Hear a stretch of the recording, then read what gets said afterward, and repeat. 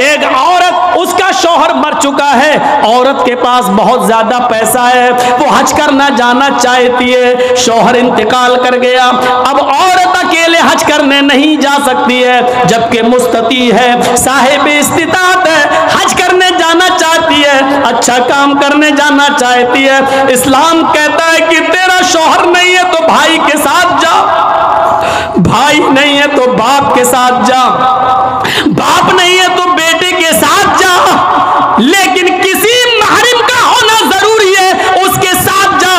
चीख कर औरत कहती है कोई नहीं है, मेरे पास दौलत है। अल्लाह के नबी कहते हैं फिर दौलत संभाल कर अपने पास रख, अगर तेरा भाई नहीं है, बेटा नहीं है, शौहर नहीं है, बाप नहीं है, कोई महरिम नहीं है, तो तू अकेले हज करने नहीं जा सकती है। नहीं, अय अल्लाह के नबी, मेरा पड़ोस में बड़ा अच्छा नेक हाजी नमाजी नेक आदमी रहता है, मैं इसको भाई बना लेती हूँ, चली जाऊं। फरमाया नहीं नहीं, मुंह भोले भाई को भाई बनाकर उसके साथ तुम हज करने नहीं जा सकती हो, इसलिए कि अपने मुंह से किसी को भाई बोलने से वो तुम्हारा सगा भाई नहीं हो जाएगा, अपने मुंह से किसी को बेटा बोल देने से वो बेटा नहीं हो जाएगा।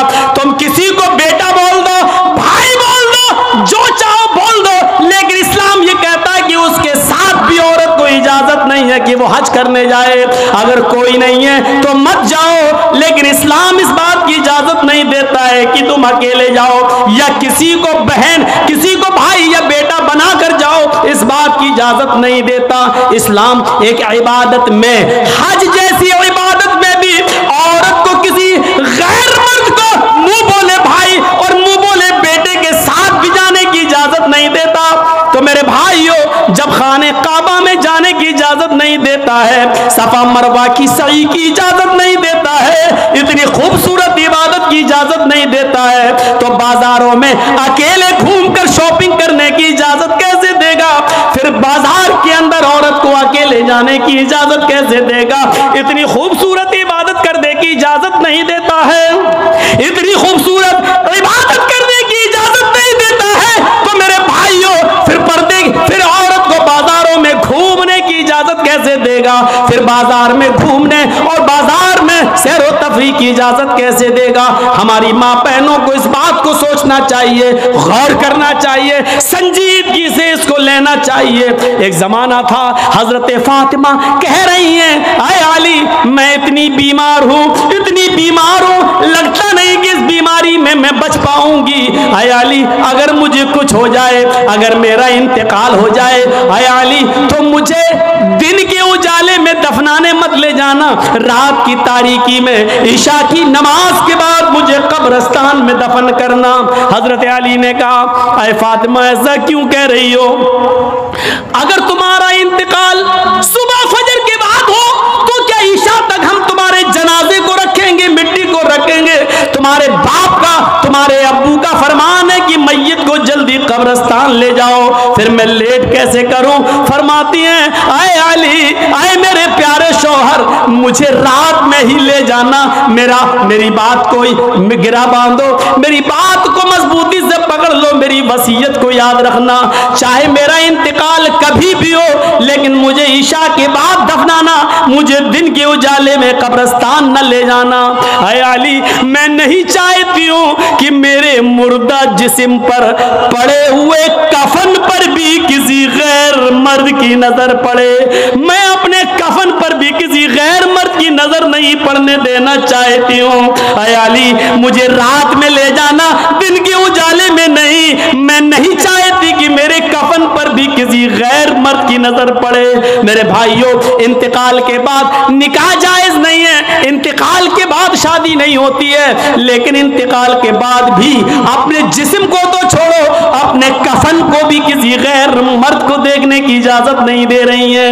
ये था हजरत फातिमा का पर्दा। इस पर्दे की रोशनी में मेरी बहनों, अपने गरीबानों में झांक कर देखो, अपने गरीबानों के बटन खोलो और तलाश करो, हम कहाँ खड़े हैं, हमारा पर्दा क्या है, हमारी इज्जत व आबरू क्या है। आज हम हमारे चेहरों को हरकस और नाकस देख रहा है। कल तक हमारे इन खूबसूरत गालों को कभी आसमान की निगाहों ने भी नहीं देखा था, चांद और सितारों ने भी नहीं देखा था, और आज जो चाहता है देख लेता है। हर कस और नाकस जिसको चाहो आज वो बड़ी आसानी से हमारी बहनों बेटियों का दीदार कर रहा है। और एक और बात, जितना अमीर बाप है, जितना अमीर बाप है, जितना भी बाप अमीर मिलेगा आपको, आप देखिएगा उसकी बेटी उतने ही कम कपड़े पहने हुए होगी। किस बात का अमीर है तू? काहे का अमीर है तू? अपनी बेटी को 5 मीटर का कपड़ा लाकर नहीं दे सकता है तो काहे का अमीर है तू?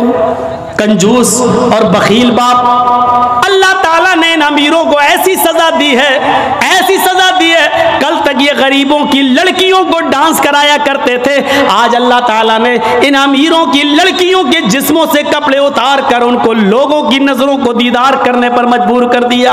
आज इन अमीरों की लड़कियों के जिस्मों से कपड़े उतरवा कर आज गरीब इन लड़कियों को देख रहे हैं, उनका नजारा कर रहे हैं। आज अमीरों को अल्लाह ने ये सजा दी है। आज वो फैशन समझते हैं कि मेरी बेटी फैशनेबल कपड़े पहने हुए हैं। नहीं नहीं मेरे भाइयों, मेरी भाइयों, आप अपनी बहनों के जिम्मेदार हैं। अल्लाह के नबी ने फरमाया कि जिस लड़की का बाप, जिसकी बेटी बेपर्दा घूमे वो बाप दयूस है। जिसकी बहन बेपर्दा घूमे वो भाई दयूस है। जिसकी बेटी बेपर्दा घूमे वो बाप दयूस है। जिसकी बीवी बेपर्दा घूमे वो शौहर दयूस है। गौर करो कितनी साफ लफ्जों में, कितने साफ लफ्जों में अल्लाह के नबी ने फरमाया, जिसकी बहन बेपर्दा घूमे वो भाई दयूस, जिसकी बेटी बेपर्दा घूमे वो बाप दयूस, जिसकी बेटी बेपर्दा घूमे वो बाप दयूस, जिसकी बीवी बेपर्दा घूमे वो शौहर दयूस। अब दयूस का माना अगर हम समझ जाएं तो सारा मामला हल हो जाए। दयूस, दयूस का ये तो अरबी लफ्ज़ है ना, इसका उर्दू में तर्जमा होता है, सुनने की ताकत है? सुनेंगे? दयूस का मतलब होता है भड़ुआ। और भड़ुआ किसको कहते हैं बताने की ज़रूरत नहीं, जानते होंगे। भड़ुआ कहते हैं उसको जिसने अपनी बहन, बेटी या बीवी या माँ को गलत काम करने के लिए किसी अड्डे पर बिठा दिया हो, चकले पर बिठा दिया हो और उनसे गलत काम करवाता हो और उनकी कमाई खाता हो। अरबी ज़बान में इसको दयूस कहते हैं और उर्दू में इसको भड़ुआ कहते हैं। कितना सख्त जुमला इस्तेमाल किया अल्लाह के रसूल ने। मौलाना जर्जीस को आप कह रहे होंगे ये क्या हो गया इसको? अल्लाह के नबी ने कहा जिसकी माँ बेपर्दा घूमे और बेटा अपनी माँ की बेपर्दगी पर कुछ ना बोलता हो वो बेटा भड़ुआ। जिसकी बीवी बेपर्दा घूमे और शौहर अपनी बीवी की बेपर्दगी पर कुछ ना बोले वो शौहर भड़ुआ। जिसकी बहन बेपर्दा घूमे और वो भाई अपनी बहन की बेपर्दगी पर खामोश रहे वो भाई भड़ुआ। और जिसकी बेटी बेपर्दा घूमे और बाप अपनी बेटी की बेपर्दगी पर खामोश रहे वो बाप भड़ुआ। दयूस कह दो मौलाना चलेगा, भड़ुआ मत कहो, अच्छा नहीं लग रहा है। हम कब कह रहे हैं कि अच्छा लग रहा है? हमको अच्छा लगाना कब है? जब अच्छा ही लगने लगे तो फायदा क्या है?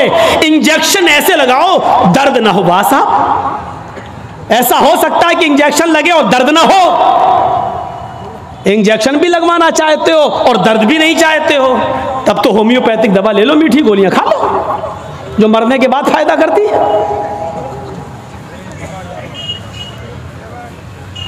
होम्योपैथिक दवा के बारे में यही मशहूर है, बहुत लेट फायदा करती है, तो हमने कह दिया मरने के बाद फायदा करती है। लेकिन सिस्टम मिल जाए तो जादू की तरह भी फायदा करती है, बहुत जल्दी भी करती है। तो जब आपको मीठी गोलियां ही खाना है होम्योपैथिक दवा तो फिर मत कराओ तकरीरें, और तकरीर करा रहे हो तो सुनो, सुनना पड़ेगा। कितने लोग हैं आज जो अपनी बीवी की बेपर्दगी पर सवाल उठाते हैं। कितने ऐसे हैं जिनकी बेटियां आज बेपर्दा घूमती हैं और वो बाप अपनी बेटियों को डांटते हैं। अगर माँ बाप अपनी बेटियों को सही से जिम्मेदारी निभाने लगे तो आज एक भी लड़की के पास एंड्रॉयड मोबाइल ना हो। हमारी 18-20 साल की लड़की जिसकी शादी नहीं हुई घर पे रहती है, उसके हाथ में एंड्रॉयड मोबाइल चीख चीख के बता रहा है कि बाप की तरबियत में कमी है, बाप अपनी बेटी पर पूरा का पूरा हुक्मरान नहीं है, हाकिम नहीं है। या ये कह रहा है बेटी के हाथ में वो एंड्रॉयड मोबाइल चीख चीख के कह रहा है ये बाप ना कह रहा है, बेटी के आगे बाप की नहीं चल रही है, बाप मजबूर हो चुका है। मेरे भाइयों, अगर बाप मजबूर ना होता तो बेटी के हाथ में एंड्रॉयड मोबाइल नहीं होता। क्या जरूरत है बेटी के हाथ में देने की, वो तो घर में रहती है, क्यों चलाएगी साहब? आपकी बेटी 18-20 साल की क्यों फेसबुक चलाएगी, क्यों व्हाट्सएप चलाएगी, क्यों मैसेंजर चलाएगी? और आप कैसे अपनी बेटी को फेसबुक और मैसेंजर और व्हाट्सएप चलाने के लिए ढील दे सकते हैं? कैसे? आपका ये दिल कैसे गवारा कर लेता है? आप जिम्मेदार हैं। हमारी ये बेटियां कल बच्चों की माएं बनेंगी। शादी के बाद इनको अपने बच्चों की तरबियत करना है। माँ के कदमों के नीचे जन्नत बताई गई है। हालांकि ये कोई हदीस नहीं है, एक मकूला है, लेकिन बच्चे अपने माँ के कदमों के नीचे जन्नत कैसे ढूंढें? ये आजकल की माँ के कदमों के नीचे जन्नत है? जिसको खुद नहीं मालूम कि कदम मेरे कहाँ हैं, उसके कदमों के नीचे बच्चे जन्नत ढूंढेंगे?